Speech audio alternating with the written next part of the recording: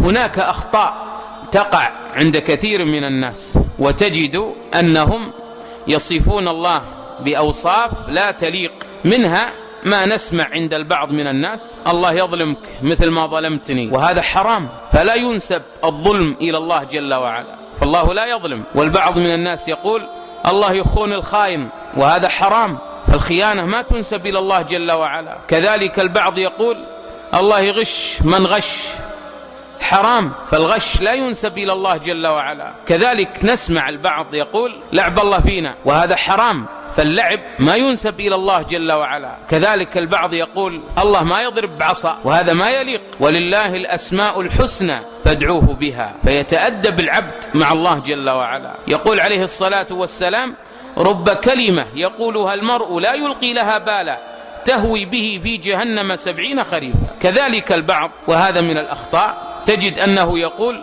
شاءت الظروف أو شاءت الأقدار، هذا غير صحيح، فليس للأقدار أو للظروف مشيئة، والصحيح أن يقول: شاء الله جل وعلا. كذلك البعض يقول: البحر غدار أو الزمن غدار، وهذا لا يليق وغير صحيح، فلا ينسب الغدر إلى الزمن أو إلى البحر، فهي مأمورة مدبرة يدبرها رب العزة والجلال. كذلك البعض يلعن الريح ويسب الزمن، بعضهم يقول: الله يلعن هالساعة اللي عرفت فلانا فيها، وهذا حرام. يقول الله في الحديث القدسي: يؤذيني ابن آدم يسب الدهر وأنا الدهر أقلب الليل والنهار. وكل هذا من الأخطاء التي يقع فيها البعض من الناس وهم لا يشعرون. كذلك البعض يتشاءم بالطيور، بالبومة أو الغراب، ولا يمضي في السفر أو التجارة أو غير ذلك. كذلك البعض يتشاءم بالأيام، في بعض الأيام أو الساعات، ما يتزوج ولا يعقد في ذلك اليوم أو تلك الليلة، يتشاءم، أو يتشاءم من بعض الأشخاص ذوي العاهات ويعتقد أن فيهم شؤما، وكل هذا من الشرك والعياذ بالله. فالإنسان يعتمد على الله جل وعلا. يقول عليه الصلاة والسلام: الطيرة شرك، تشاؤم. الإسلام يريد أن تعيش حرا، ما يتعلق قلبك بالأوهام والخرافة.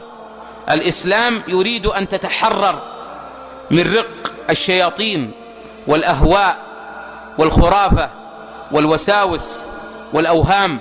الإسلام يريدك أن تعيش عبدا حقا لله جل وعلا، ما يريدك أن تلعب بك الأهواء كما يفعل البعض من الناس.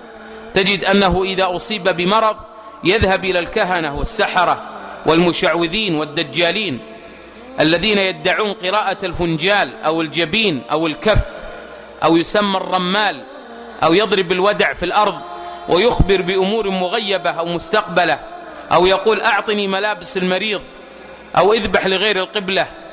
كل هذا من الخرافة والخزعبلات. يقول عليه الصلاة والسلام: من أتى كاهنا أو عرافا فسأله فصدقه فقد كفر بما أنزل على محمد.